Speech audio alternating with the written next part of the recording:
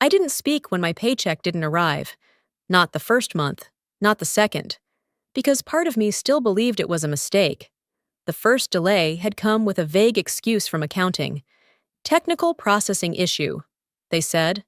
I'd been with the company for nearly 3 years, built their entire digital contract platform from scratch, and worked through weekends more times than I could count. I gave them the benefit of the doubt, but by week 6, silence was no longer comfort. It was a warning. On Monday morning, during our usual team-wide stand-up, I waited until the end of the meeting to ask. I kept my voice low, calm. Gregory, I still haven't received payment for the past 2 payroll cycles. Can I check in with you about that? He didn't even look at me. Instead, he chuckled and turned to the rest of the room. You know, he said, there are people lining up to do what we do, for free. If you're here just for a paycheck, you might be in the wrong building. The room went silent. 30 heads turned toward me. Some stared. A few dropped their eyes. My heart pounded, but my face didn't move. I nodded once. Slowly. Understood. Then I sat down. No one spoke to me after the meeting. Later that day, I passed Casey, the back-end engineer who used to share late-night debugging shifts with me. His desk was empty, monitor off, chair gone. I asked someone in DevOps where he went. Fired, she whispered. He brought up pay issues. Got pulled into Gregory's office last Friday, never came back. The skin on the back of my neck tingled. I sat down at my desk, opened my laptop, and stared at the screen. My code was still running. The contract servers still responded to my credentials. No one had locked me out. Yet. So I kept typing, kept working, and quietly. I began saving every log, every timestamp, and every access trail, just in case someone decided to erase me next. That night, I didn't eat dinner. I just sat in the dark with my laptop glowing in front of me. The only light in my apartment. The silence was heavy, like it had weight. I stared at the screen, the blinking cursor in the terminal window, my mind echoing Gregory's words from earlier. If you're here just for a paycheck, you might be in the wrong building. I'd built everything, every integration, every automated signature sequence, the entire metadata system behind our contracts, and yet, in front of the whole team, I had been reduced to nothing more than a line item, a problem, for the first time in months. I logged into the admin backend, not the user interface everyone else saw, but the raw core, the skeleton of the system. I still had full access, super admin, level 0 root. My fingers moved on muscle memory as I began inspecting system logs, scrolling through access trails, checking active users. It was second nature, like checking for a pulse on something I had once created with pride. That's when I saw it. A line item, dated just 2 days ago. Internal request. Prepare to remove Allie Matthews' system credentials. Priority. High request, initiated by Gregory Madsen. Execution status. Pending, I felt something cold drip through my chest. He was already planning to cut me out. He just hadn't gotten around to it yet. I leaned back, my breath shallow. The betrayal was sharp, not just because of the message, but because I'd been so damn loyal. Through product failures, through team layoffs, through weekends when I was the last person in the office. Loyalty had been my currency, but now, it was worthless. So I opened another window. I initiated a full system backup, compressed, encrypted, and downloaded it onto a physical external drive. Not for safekeeping, not for work, but for me. It was the first time I'd ever done it. A quiet act of defense, not destruction. I didn't plan to use it. I just knew I couldn't leave everything in their hands anymore. Then I made another decision. I logged into the secondary staging server, the one I had built during our expansion. No one used it anymore. No one remembered it existed, but it still lived. I renamed the environment, reset access credentials, and made myself the sole user. It was a small move, almost invisible, but for the first time in weeks, I didn't feel powerless. I wasn't just protecting myself, I was building a door. And I was the only one who knew where it led. The next morning, I woke up before the sun. No dread, no panic, just clarity. I brewed coffee, sat at my desk, and opened my laptop like it was just another workday. But this time, I wasn't logging in as an employee. I was logging in as a strategist. By 9:01 in the morning, I had filed the paperwork for a new LLC, Aletheon Systems, under my name, with a registered address in Delaware and a clean, neutral brand presence. No mention of me anywhere on the public record. Just another tech contracting entity in the sea of a million others. The name was carefully chosen. It sounded sleek, technical, and trustworthy.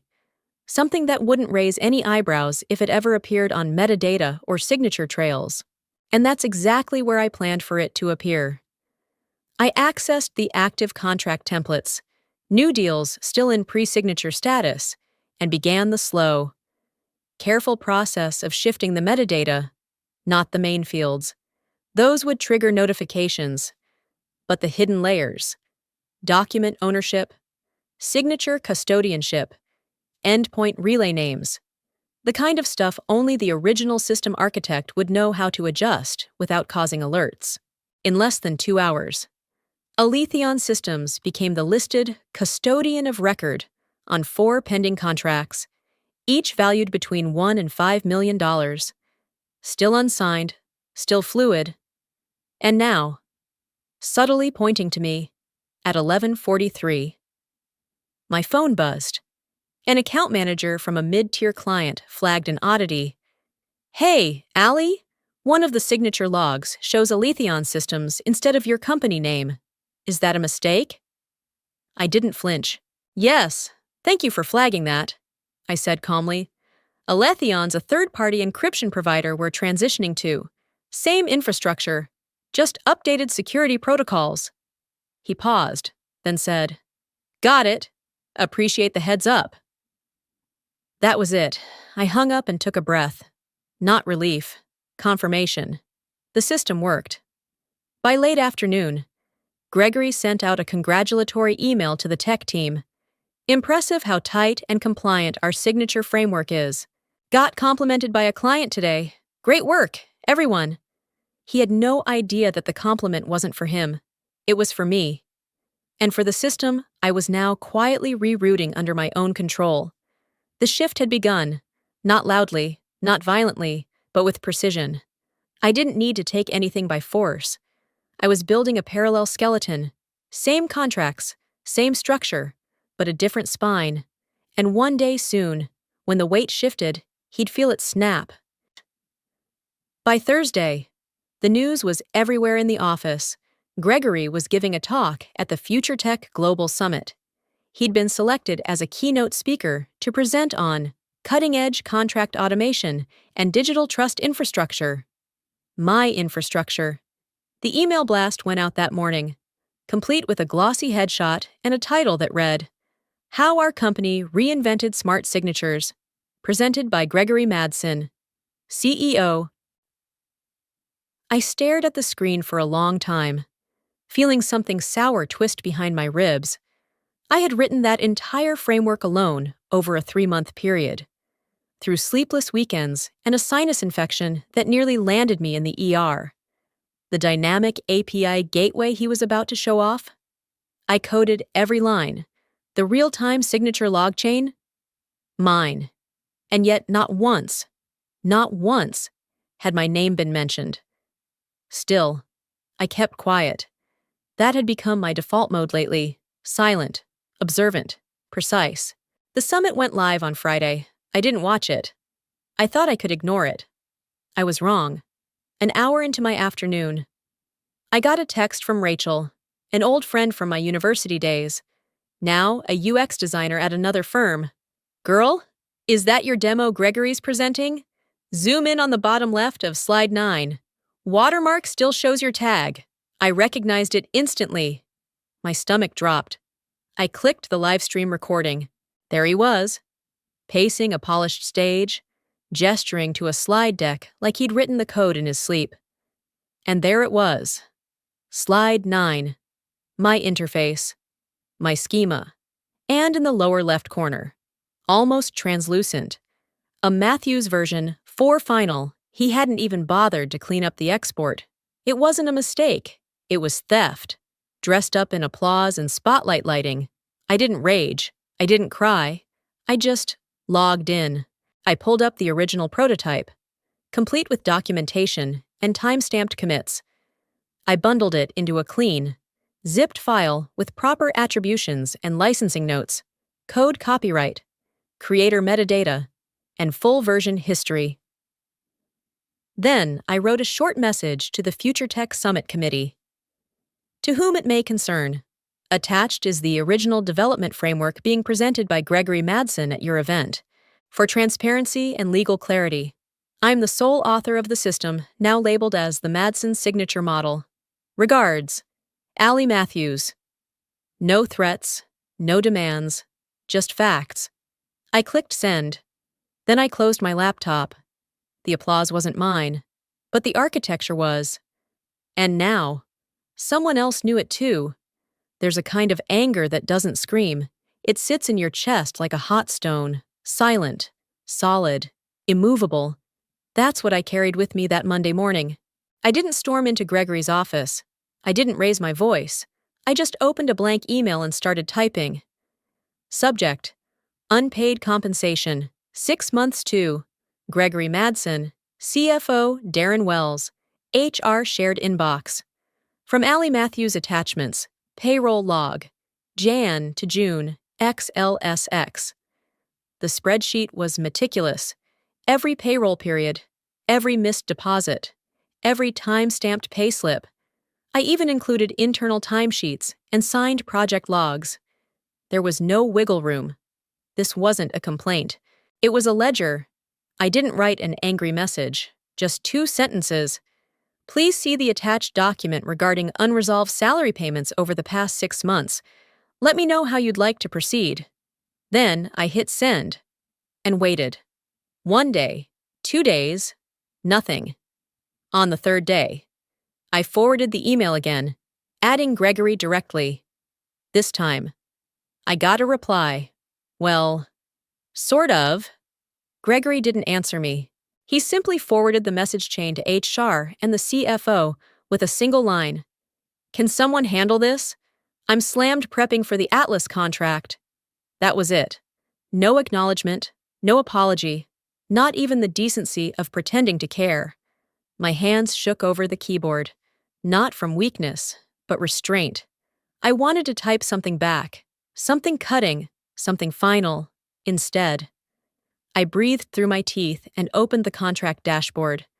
I had access. They hadn't cut me off yet. Big mistake. I pulled up the pending Atlas contract, along with 3 other multi-million-dollar agreements still waiting on final signatures. Carefully, I navigated to the metadata layers, the digital framework where custodianship, escrow instructions, and legal modifiers lived. I created a new section labeled Non-Payment Clause, Internal Vendor Notice. Inside, I added a paragraph. Simple, elegant, legally binding.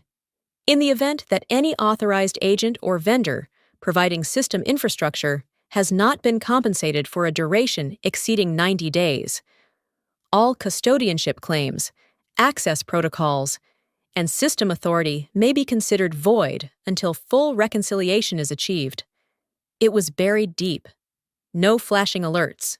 Just a quiet landmine, waiting. I didn't do it out of revenge. Not yet. I did it because I was tired of being erased, tired of being expected to build empires for men who couldn't even spell the names of their engineers. I saved the updates, committed the changes to the log, and logged out. Then, I sat back in my chair, letting the silence settle again, this time not as a weight, but as a signal. My voice hadn't been heard. So, now, the system would speak for me. There are moments when everything slows down. Not because there's no chaos, but because you've already chosen your next move. That's how I felt the week the Atlas contract was scheduled to close. It was a $24 million deal. The crown jewel. The kind of project Gregory believed would land him on the cover of Tech Vision magazine. Everyone in the company was buzzing. Slack channels flooded with reminders. Pre-celebration lunch meetings were booked, and the design team had already mocked up the press release. No one mentioned my name, but that didn't bother me anymore. I wasn't looking for credit. I was looking for control. On Tuesday morning, I came in early, 6:45, coffee in hand. Before the floor filled with noise, I logged into the staging server I'd quietly reclaimed weeks ago. No one else used it. They'd forgotten it existed. But that old server still ran the heart of our contract framework. I pulled up the Atlas contract shell and initiated the final modifications. Under Digital Custodian, I replaced the default internal vendor line with a new entry. Aletheon Systems, LLC. Encryption Custodian and Signature Authority. I also rewired the endpoint callback chain. Now, every time a signature was verified, it pinged my server, not the company's. Mine. Then I took one more step. I uploaded a short snippet of code, one I had written 6 months ago, to stabilize the real-time blockchain signature sync. I knew this piece of code would be highlighted during Atlas's technical review, so before they got their hands on it, I filed a copyright claim, in my own name. As a private contractor and developer, it took 27 minutes. Now, my name was embedded in the U.S. Copyright Office as the sole legal author of a key component in their contract pipeline. At 10:02, I got a calendar invite from Marie, the Atlas lead engineer. "Hi, Allie. Our legal team has some questions about the signature authentication structure. Would you be available for a 30-minute call this afternoon?" I read it twice. They didn't ask for Gregory. They asked for me. At 11:30, he came strutting into my workspace, grinning like a man 2 seconds from a standing ovation. "Atlas wants you to hop on a tech call. Just answer their questions and keep it simple," he said. "Don't get into the weeds. You know how these corporate types are." I nodded. "Sure." He walked away, not realizing he had just handed over the final piece. At 2:01 in the afternoon, I joined the video call. Marie greeted me warmly. Her team introduced themselves. Then she said something that made me sit up straighter. "We were impressed by the clarity of the encryption structure. Honestly, Aletheon's work here is tighter than anything we've seen this quarter. Who exactly manages Aletheon?" I smiled politely. "That would be me." A brief pause. A nod. They took notes. I answered every question with calm confidence, clear, technical, measured. When the call ended, Marie thanked me again. "Please tell Gregory we're green-lighting the next step." I didn't respond, because she already had. By Thursday morning, the Atlas contract was ready to be signed. Everyone could feel it in the air, like a champagne cork just waiting to pop. The legal team wore suits. The marketing team hovered near the printer, prepping press kits. Gregory was already rehearsing a thank you statement for the company Slack channel. At 9:05, I received a brief message from Jules, the legal assistant on Atlas's side, just confirming that the payment link and signature fields look good on your end. Call scheduled for 10. I typed back a short reply. All clear. Then I stood up, smoothed out my blazer, and made my way toward the glass-walled conference room. Gregory was already there, flanked by 2 VPs, Cassandra from Partnerships and Ben from Client Relations. They were all smiling like this was their Oscar moment. The screen on the far wall flickered on. The Zoom link opened. Marie, the Atlas engineer, appeared first, followed by their COO, and finally, a third face, David Heller, from Atlas's legal department.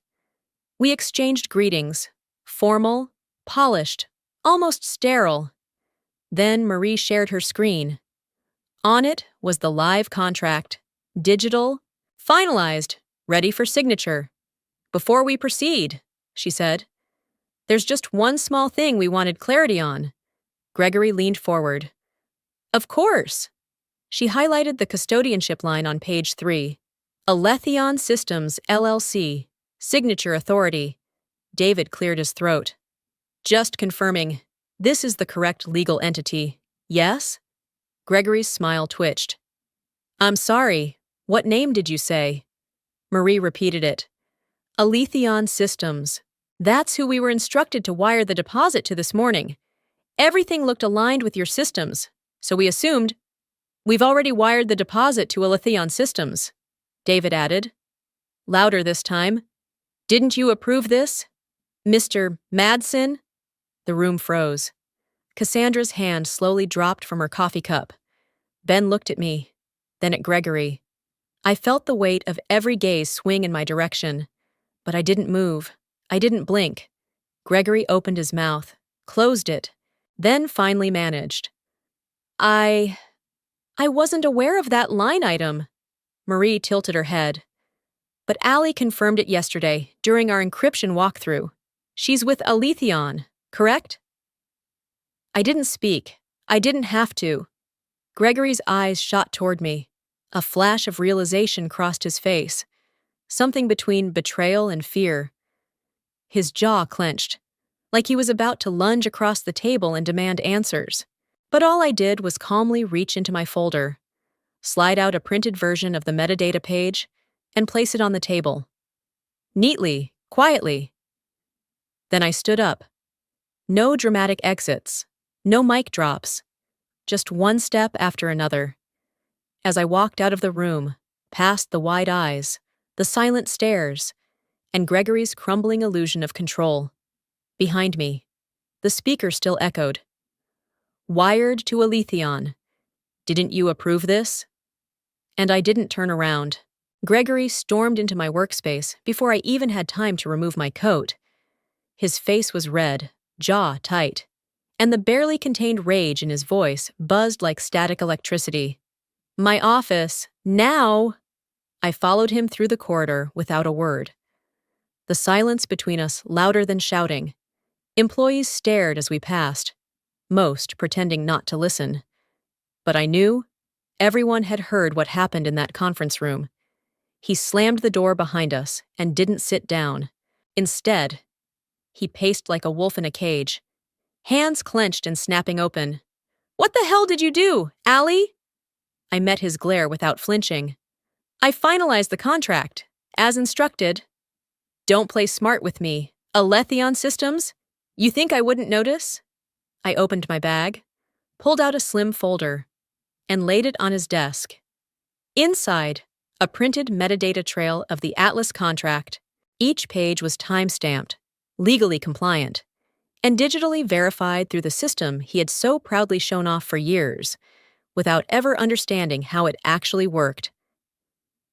You approved every one of these documents. Your name is on the routing memos. Your digital ID authorized the release.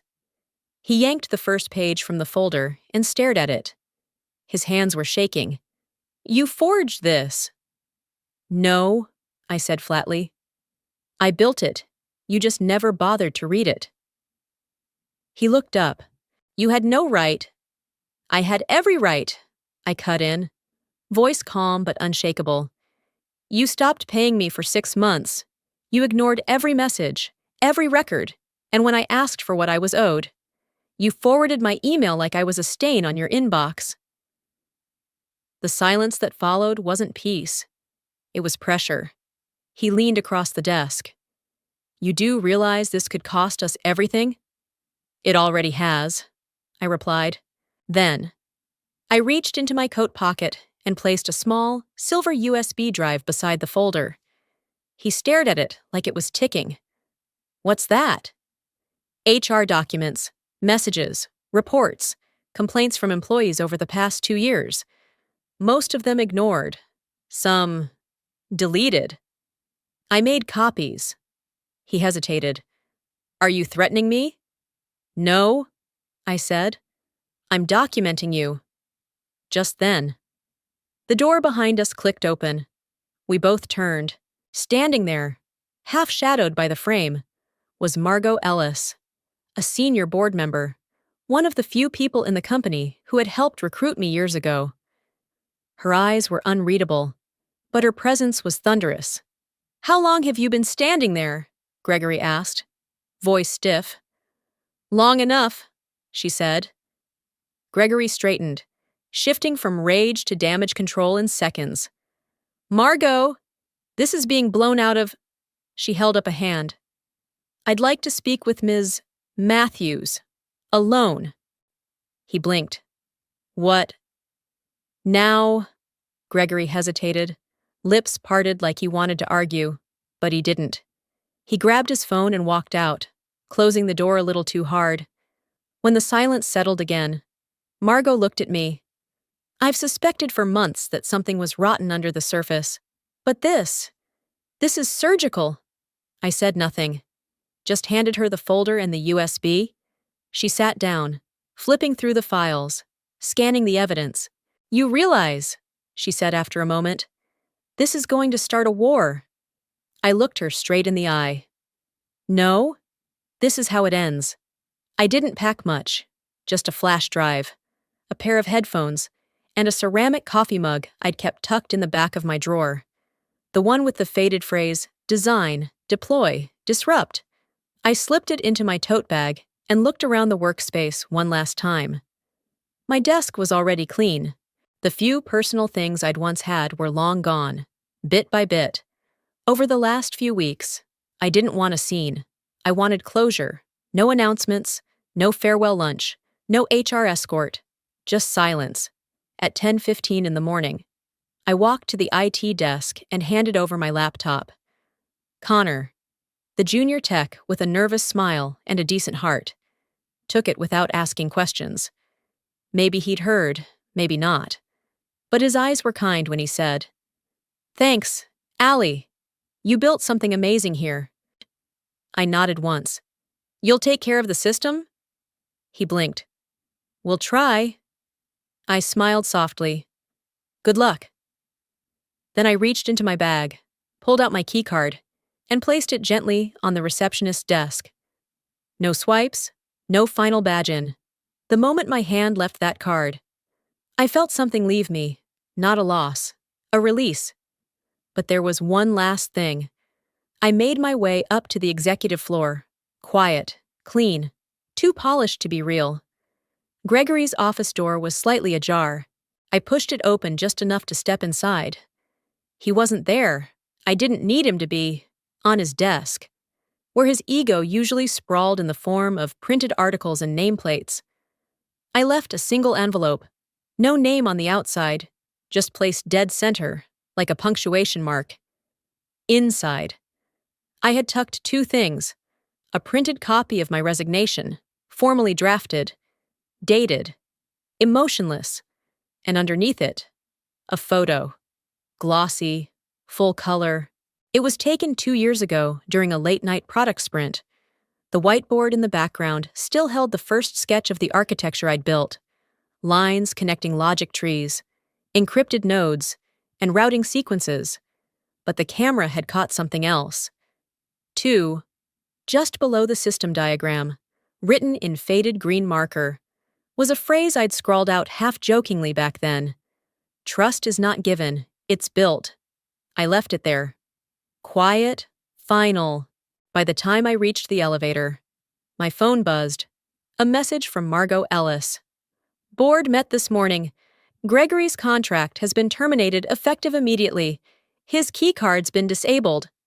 I stared at the screen, not with triumph, but with something heavier and cleaner. Relief. He was gone. And not because I shouted, or protested, or begged someone to see me, because I had done the work, because I had built something no one else could, and because, in the end, his nameplate wasn't enough to erase mine from the system I had written line by line. I stepped into the elevator. The doors slid shut. No one followed. No one needed to. I had said goodbye in the only way I knew how, without sound, but with precision. 3 weeks later, my name was on the front page of Tech Pulse Weekly, though I hadn't agreed to an interview. The headline read, Aletheon Systems emerges as quiet disruptor in contract tech, a former insider turned architect. They called me mysterious, unshakable.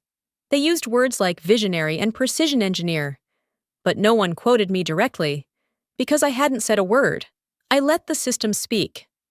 By then, Aletheon had already secured 3 new enterprise clients, 2 of which were ex-partners of Gregory's former firm. My firm now, quietly built, legally sound, structurally untouchable. I spent my days in a modest office on the 12th floor of an older building in the heart of the city. No marble walls, no PR team, just me, a few trusted engineers, and a glass board that still bore the earliest lines of code from the original staging server on a gray Friday afternoon. As the rain traced soft lines against the window panes, I opened my inbox and scrolled to the very bottom. There it was. Subject: payroll delay date, 7 months ago. Status: no reply. The email I'd sent to Gregory, HR and the CFO, the one no one had ever answered, the one that started all of this, not with an argument, not with an ultimatum, but with a quiet, professional question. Hi, I wanted to follow up regarding the past 2 payroll cycles. I'd appreciate any clarity on the timeline. Thank you. I hovered over the message, then clicked forward. In the recipient field, I typed one name, Gregory Madsen. In the message body, I added a single sentence. This is where it started, and this is where it ends. Then I hit send. As the message disappeared from my screen, I leaned back, fingers interlaced behind my head, for the first time in a long while. There was nothing left to worry about. No threats, no unanswered questions. Just the quiet hum of servers working exactly as they were meant to, flawlessly, invisibly, under my control.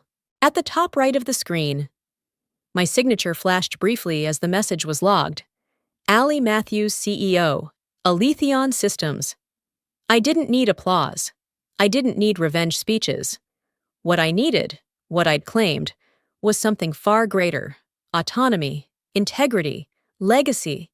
If you've ever been underestimated, overlooked, or dismissed, remember this: power doesn't always come from noise. Sometimes it comes from knowing your worth, standing your ground, and rewriting the system.